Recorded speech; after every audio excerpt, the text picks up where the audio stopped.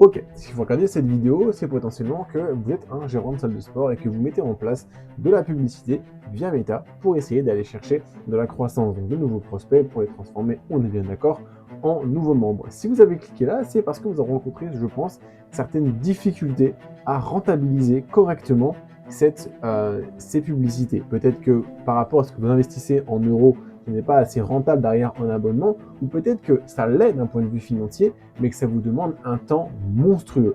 Aujourd'hui, le but de cette vidéo, c'est de vous montrer comment rentabiliser jusqu'à x10 vos publicités méta. Et c'est exactement le process que nous, on met en place chez Gym Acquisition pour nos gérants. Et on a vu des retours sur investissement pouvant aller jusqu'à x50 par rapport au montant investi. J'en dis pas plus. Si cette vidéo vous plaît, si vous avez envie d'aller chercher plus de prospects plus facilement, de venir chercher de la croissance dans votre activité, vous êtes évidemment sur la bonne chaîne et je suis ravi de pouvoir vous présenter ça.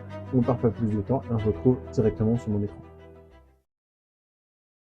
Ok, on est parti ici. Donc, le process d'acquisition via Meta, comment rentabiliser ces publicités 10.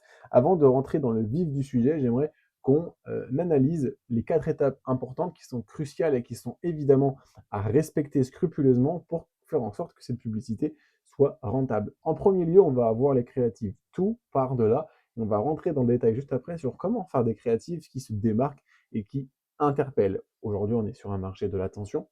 Ceux qui captent le mieux l'attention gagnent. C'est pas plus compliqué que ça. Ensuite, ça va renvoyer vers un formulaire qui va renvoyer vers du calling, donc le phone call, le but de rappeler ses prospects pour pouvoir les convertir en séance d'essai, par exemple. Et une fois que la séance d'essai est venue, la prise en charge est forcément la vente. Ça, c'est le tunnel de conversion le plus efficace, le plus simple, parce qu'il n'y a pas besoin que ce soit trop compliqué. Et le but, c'est qu'on aille en profondeur dans chacun de ces points pour vous expliquer comment est-ce que ça fonctionne et comment faire. Par rapport aux créatives, on va repérer globalement 3 sortes de créatives. 1, les vidéos. 2, les créatives fixes. Et 3, les créatives de social proof. Donc les vidéos, je vous passe les détails, hein, les fameux shorts qu'on peut voir sur Instagram, etc. Les fixes, juste les images avec du texte. Et la social proof, ça va être des vidéos ou encore certaines photos des avant-après, des témoignages pour laisser parler vos clients de votre activité. La vidéo, on se retrouve là avec une créative qui doit cibler les douleurs de l'avatar type. Juste déjà, si vous faites une créative et que vous parlez des caractéristiques techniques de votre studio, chez machin, une ambiance super cool, des machines, nanana, aucun intérêt, vous passez à la trappe, vous vous mêlez dans un océan de créatifs comme la vôtre. Les fixes doivent simplement éveiller la curiosité. Un marketing choc, un copywriting qui attire l'œil, qui a une façon de tourner ses phrases pour ceux qui ne comprennent pas forcément les mots anglo-saxons, mais en soi, quelque chose qui dit ah, qu'est-ce que ça veut dire? Une phrase choc, un truc simple à comprendre, rapide à comprendre parce que ça doit être juste une image, juste un texte, un truc qui accroche le regard. Et les social proof, donc ça c'est juste pour mettre de la confiance. Aujourd'hui, ce n'est pas moi qui parle de mon activité, c'est mes clients satisfaits. Donc une fois qu'on a compris quel type de créative on a, il n'y a plus qu'à savoir comment les créer. Donc en fait, la plupart de vos créatives doivent créer une seule chose, c'est-à-dire ici, comme on voit, l'opportunité. Une opportunité qu'ils n'ont pas envie de louper, ok? Une opportunité de changer. Parce qu'évidemment, vous parlez à un prospect, vous avez envie de susciter son intérêt pour qu'il passe à l'action chez vous. Sauf que entre ces gaps-là, il va avoir, lui, une douleur, une raison, une motivation profonde. Le but, ça va être de lui présenter une opportunité unique, différenciante, qui va l'interrompre, qui va lui parler pour pouvoir accéder à son changement, à sa transformation, pour pouvoir solutionner son problème.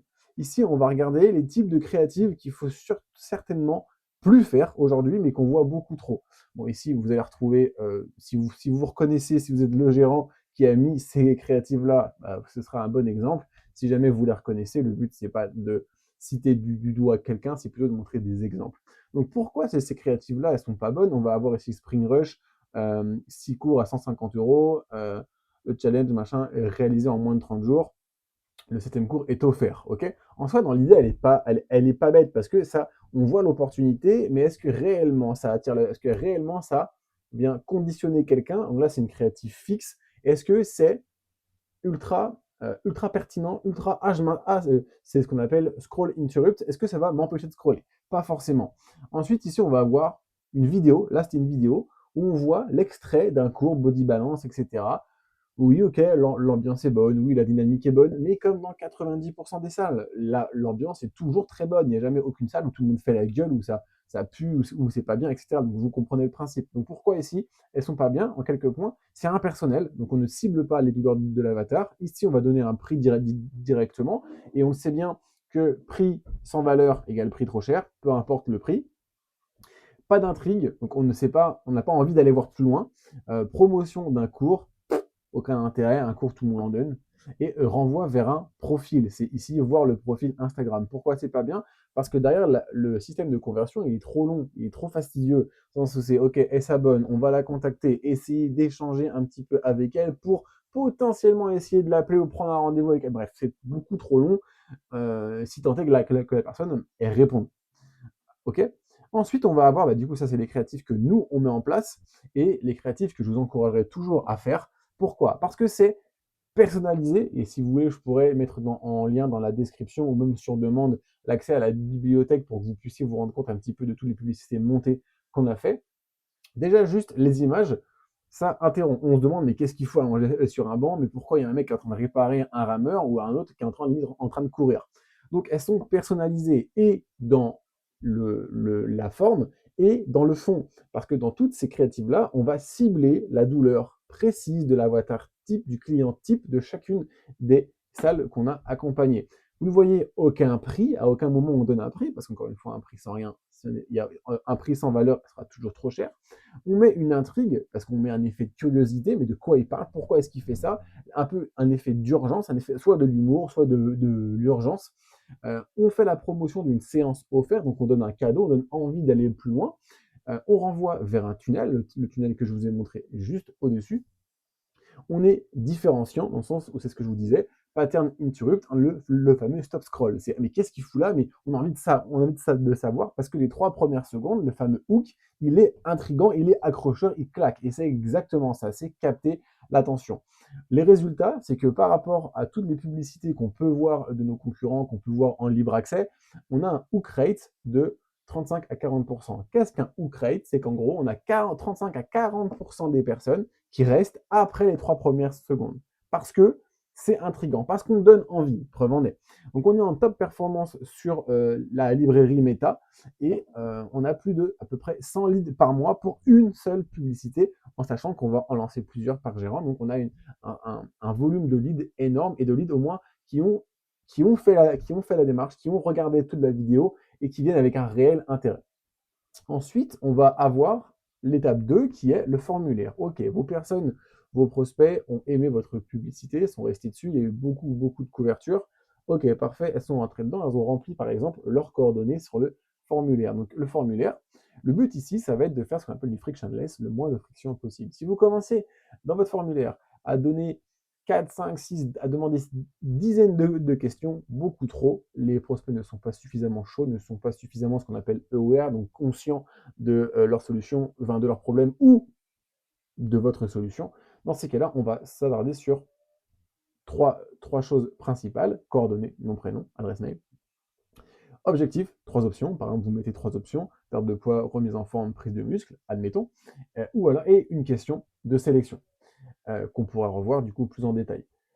Et derrière, une fois que chaque prospect s'est inscrit, elle va rentrer dans un CRM que vous allez recevoir avec tout de marqué dessus, nom, prénom, objectif, etc.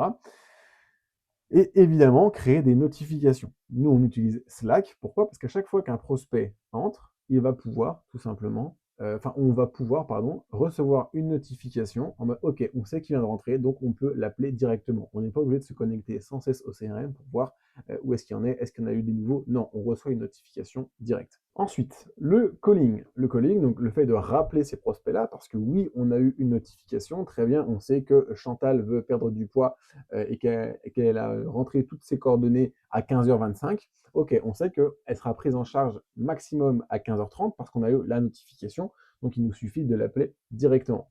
Ici, 2 points importants, primordial, vitesse et posture.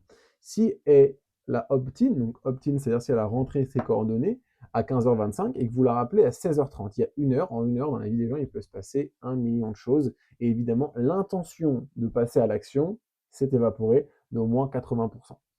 Donc, Le rappeler dans les 5 à 10 minutes max pour pouvoir capter justement l'intention qu'elle avait de passer à l'action, parce que peut-être elle est en train de manger, elle a vu votre publicité, elle s'est dit: «Ah mais c'est exactement moi, putain, ça me parle exactement, ça me parle, je m'identifie, très bien, je rentre mes coordonnées». Elle est toujours dans l'intention d'action. Si on l'appelle le soir même, c'est: «De quelle publicité vous parlez? Oh je sais plus, ouais peut-être, bah écoutez», voilà, et cetera, et cetera. Si vous l'appelez direct, c'est elle a encore le souvenir qu'elle vient de rentrer ses coordonnées et que du coup, elle est encore dans l'intention de OK, bah, c'est vrai que cette publicité, c'est encore frais dans sa tête, ça me parle, et cetera, machin, machin. Donc, on a beaucoup plus de chances de l'avoir et si le pitch est bon, de la convertir en rendez-vous. Et posture, pourquoi? Parce qu'en fait, là, c'est pas, on n'est pas là pour la remercier d'avoir fait un pas vers nous. On est là comme pour un médecin d'être dans une posture pardon, de sélection. Vous ne prenez pas n'importe qui, c'est votre salle, c'est comme si c'était chez vous. Vous ne faites pas rentrer n'importe qui dans votre maison. Ben, c'est pareil pour votre salle. On fait rentrer dans votre salle que des personnes qui ont un réel projet, qui sont réellement investies, que des personnes conscientes voilà, et engagé dans un processus de changement. Ok, on ne fait pas venir tout le monde pour avoir un max de rendez-vous. On fait venir que les personnes avec qui on sait qu'il y a une potentielle transformation derrière. Que je parle de transformation, c'est et pour elle, par exemple pour une perte de poids, et pour vous de prospect à client.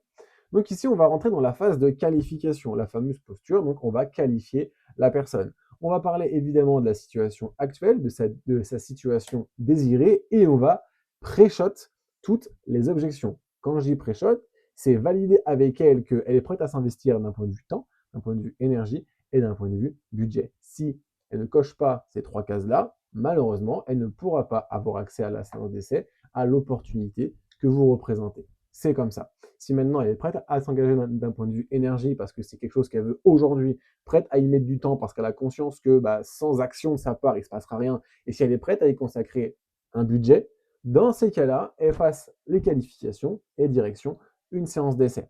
Juste le fait de préchoter ça avec les prospects leur permettra eux-mêmes, le fait de le verbaliser avec vous, leur permettra justement d'être beaucoup plus aguerris et ils savent au moins qu'on va parler financier. Ils savent que si la solution que vous présentez correspond à ce qu'ils recherchent, on parlera investissement budgétaire. Donc, pas de mauvaise surprise de ah, c'est payant. Voilà, ok.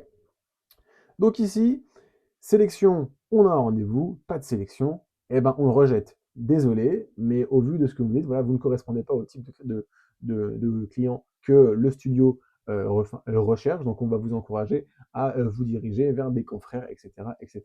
Tu vois, voilà. Ensuite, on va arriver à la dernière phase de ce tunnel, qui est la prise en charge et la vente. Ici, le mot d'ordre, c'est l'expérience. Il faut faire vivre une expérience. Pourquoi? Parce que, on va le voir juste après, les gens achètent 3 choses. Vous, votre entreprise et ce que vous proposez. Ok? Donc vous, votre salle, et ce que vous proposez.